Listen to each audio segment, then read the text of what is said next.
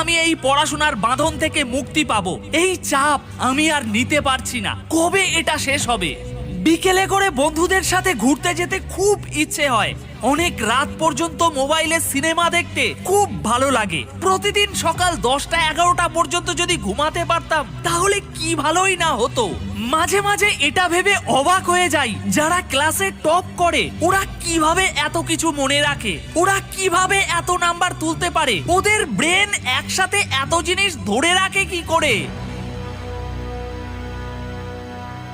তোমার মনে হয় তুমি অনেক পড়াশোনা করছো, কিন্তু তা সত্ত্বেও পরীক্ষায় তুমি বেশি নাম্বার তুলতে পারো না।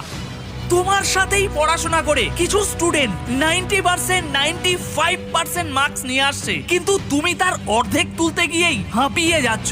এমন কি কারণ আছে যা একজন টপারের থেকে তোমাকে আলাদা করে দেয়? এমন কোন জিনিস আছে যার ব্যবহার